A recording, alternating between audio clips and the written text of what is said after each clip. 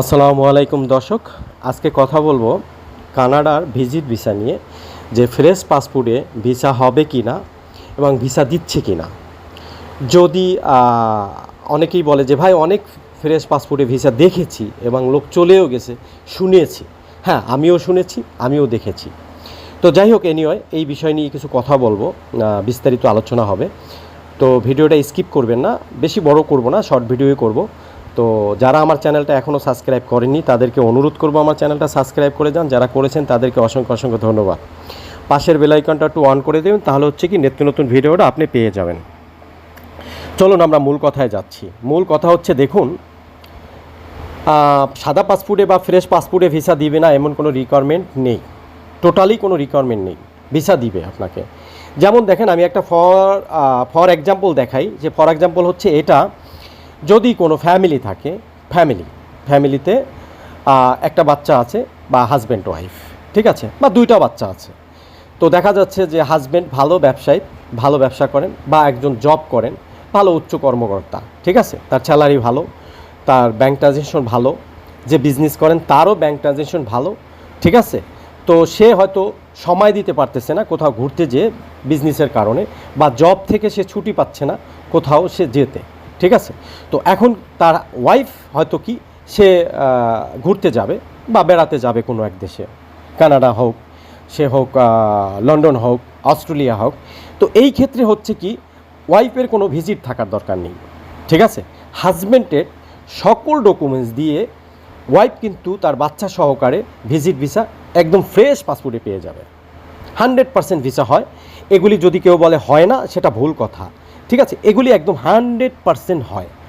যখনই কোনো ফ্যামিলি সহকারে একদম আবার জমা করতে যাবেন, পুরো ফ্যামিলি যাবেন, তখন কিন্তু একটা ক্রাইসিস তৈরি হয়, যে সে কোথাও যায়নি, আশেপাশের দেশ আছে সেখানে যায়নি, ভালো ইনকাম করে, অথচ সে কেন উন্নত দেশে যেতে চাচ্ছে, একদম বড় দেশে যেতে চাচ্ছে। এটা কিন্তু ভিসা অফিসারের কথা, এটা আমারও কথা এবং ভিসা অফিসারের কথা, যে তুমি তোমার পাশের দেশ আছে, ছোট ছোট দেশ আছে, ইন্ডিয়া আছে, নেপাল আছে, থাইল্যান্ড আছে, ঠিক আছে, সিঙ্গাপুর, মালয়েশিয়া আছে। তো এ ধরনের দেশে তুমি যাওনি, তুমি হঠাৎ করে আমার দেশ কানাডাতে তুমি যাবা, এটার একটা বিষয় কিন্তু থাকে।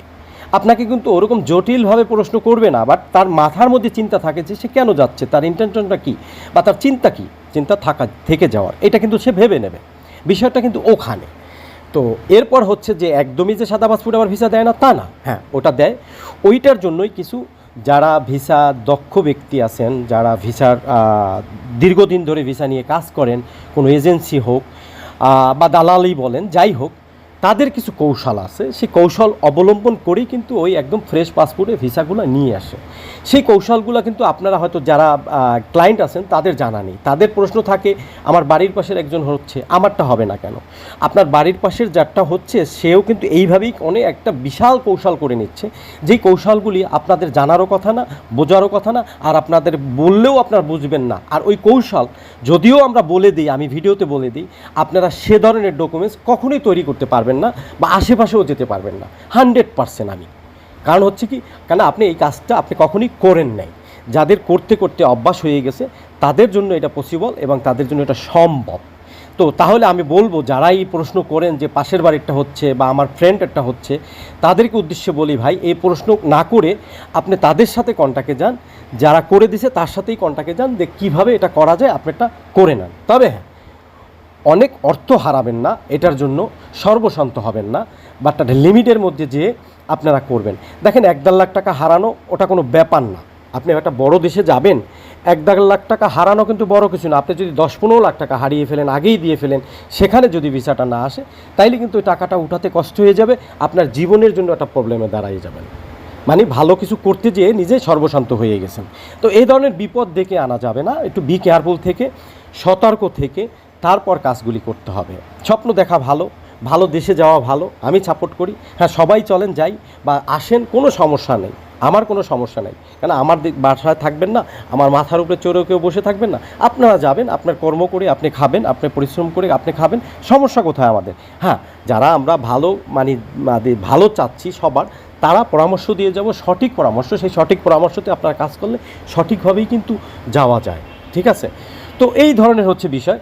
আরেকটা কথা হচ্ছে দেখেন যে একদম যারা ফ্রেশ পাসপোর্টে ভিসা লাগিয়েই ফেলেন, তো তাদের জন্য বলবো ভাই যে দেখেন আশেপাশে দুই একটা দেশও আছে, একটু পাশে পারলে ঘুরে আসেন, ঠিক আছে, ঘুরে আসেন। আর আজকের ভিডিওতে একটা কথা বলি, আমাকে কয়েকজন আপা বা যাই হোক এ ধরনের লোকে আমি আইডি দেখে আসলে মেনশন করা যায় না যে সে কিন্তু নারী না পুরুষ, তো যার পরও হচ্ছে যে তার নাম দেখে আমি মেনশন করেছি হয়তো বা নারী। প্রশ্ন করছেন যে ভাই মেয়েরা কিভাবে আমরা যাব, সিঙ্গাল যারা আছি কিভাবে যাব ইউরোপে বা ভালো দেশে, এটা নিয়ে একটা ভিডিও দিয়ে। তো আসলে ব্যক্তিগতভাবে ওভাবে ভিডিও দেওয়া হয়নি। তো কালকেও আমাকে যারা মেসেজ করেছেন এভাবে জানতে চেয়েছেন, আমি বলবো দেখেন আপনারা সিঙ্গেলভাবে হাজার হাজার মেয়ে সিঙ্গেল অবস্থায় গিয়েছেন স্টুডেন্টভাবে, তারা কি সাথে কেউ নিয়ে গেছেন জানেন? তো স্টুডেন্ট ভিসায় যাওয়া ভিজিট ভিসায় যাওয়া একই ভিসা ভাই। দেখা যাচ্ছে কি যে ওখানে স্টুডেন্ট ভিসায় যেও বেশিরভাগ মানুষ অ্যাসাইলেম নিয়ে তারা কর্ম অবস্থায় থাকেন, কারণ কি অনেক বেশি আপনার 75% স্টুডেন্টরাই কিন্তু যে অ্যাসাইলেম নেন বিভিন্ন দেশে, তারা পুরো পড়াশোনা করতে পারেন না, ঠিক আছে, বা কোনো ধরনের প্রোগ্রাম কমপ্লিট করতে পারেন না অর্থের জন্য। তো সেটা বলবো যে সিঙ্গেলভাবে যাওয়া যায় ভিজিট ভিসায়ও, যে সেখানে যেয়ে আবার আপনার ওয়ার্ক পারমিটে কনভার্ট হওয়া যায়। মেয়ে হোক ছেলে হোক কোনো প্রবলেম নেই, সাহস রাখবেন, শক্তি রাখবেন, দেখবেন কিচ্ছু হবে না। দেখেন আমার দেশে যেরকম একটা মেয়েদেরকে বা প্রবলেমে পড়তে হয় একটা জব করতে যেয়ে বা রাস্তায় চলতে যেয়ে, ইউরোপ আমেরিকায় বড় দেশে কিন্তু এরকম কোনো প্রবলেম নাই, নিরাপত্তা থাকবেন, আপনাদেরকে সিকিউরিটি আছে, আপনার পুরো সিকিউরিটি আছে, কোনো ধরনের সমস্যা হবে না। আপনারা মেয়েরাও যেতে পারবেন একদম নিশ্চিন্তায় নির্দ্বিধায়, কোনো সমস্যা নেই, যদি সঠিক ওয়ে হয়, লিগ্যাল পথে যাবেন। কোনো মেয়ে মানুষ অবৈধ পথে বা অবৈধ পথ অবলম্বন করে কেউ ইউরোপ আমেরিকায় মেয়ে মানুষ অন্তত যাবেন না, সেটা আমি একদমই নিষেধ করব, এবং ছেলেদের বেলায় নিষেধ করব। ভাই লিগ্যাল পথে আসেন সবাই, কোনো অবৈধ পথে কেউ আইসেন না। সবাই ভালো থাকবেন, সুস্থ থাকবেন, আল্লাহ হাফেজ। আবার নতুন কোনো ভিডিও নিয়ে আসবো।